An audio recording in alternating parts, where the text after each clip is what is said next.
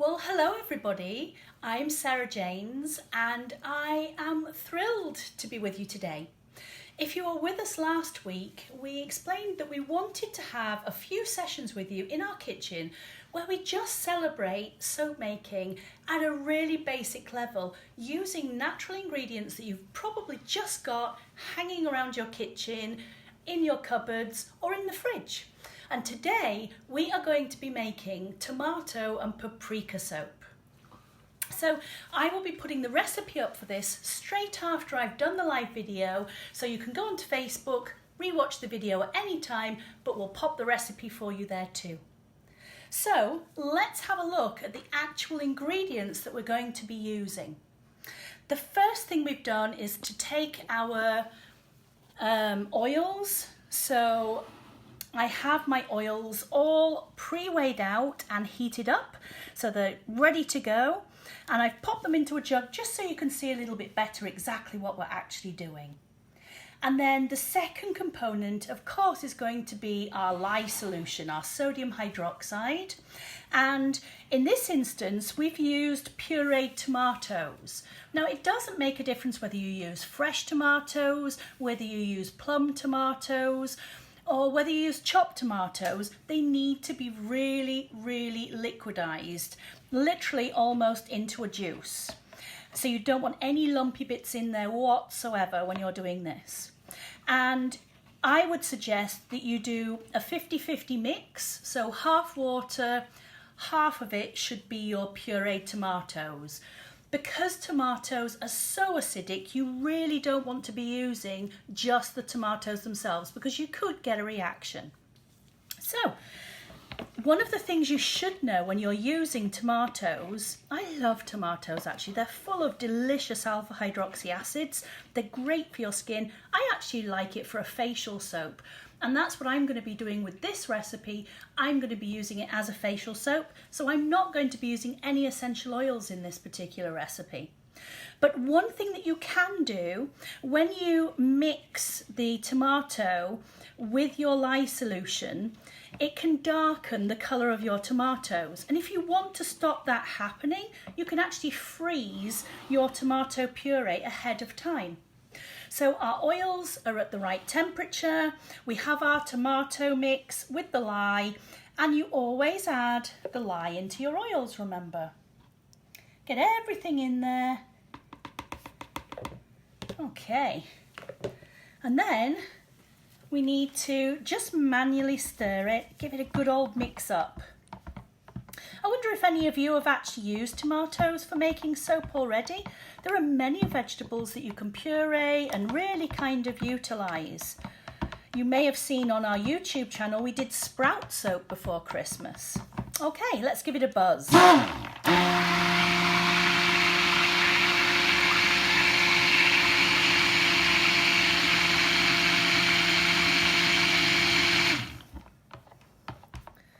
Now, you can see this probably isn't the colour that you were expecting tomato soap to be. And remember, this is tomato soap, not tomato soup. That's a whole different day.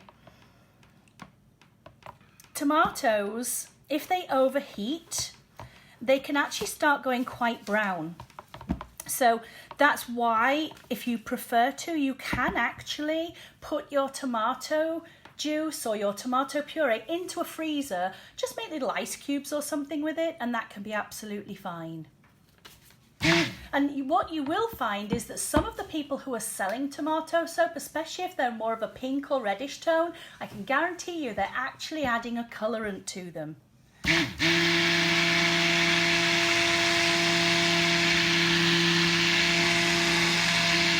So we're just stick blending it. We're going to take this to trace.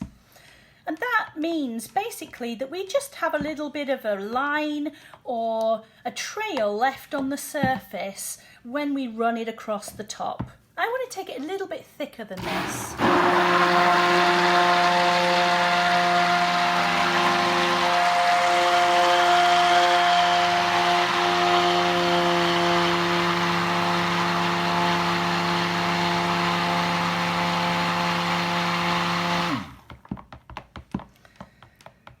So you can see it's a kind of browny orange colour. This will go much paler by the time that it's actually saponified and turned into soap. And it's probably going to be just a pale orange type hue to it.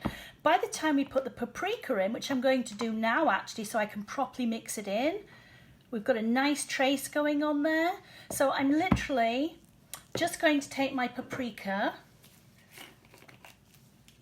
Now, when you are using spices, do be a little bit careful. These are products that are going on your skin. You don't want to be overdoing it because some of them are sensitizing to the skin.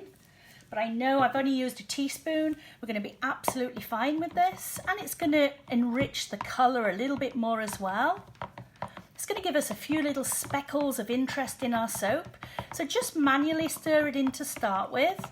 And then we'll give that another stick blend and really work those lovely powders through. And we're going to use parsley on the top of this one just to finish it off.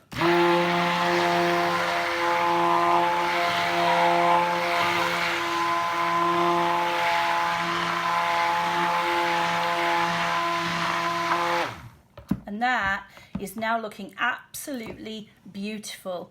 We've got this rich, creamy, delicious soap batter, and that is going to be ready for going in our mold and turning into that beautiful tomato and paprika soap. I'm really excited by this one. I can't wait to see the colour.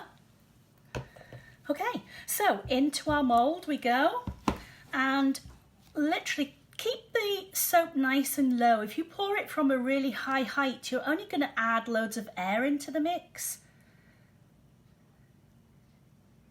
See what a lovely trace we have on that soap.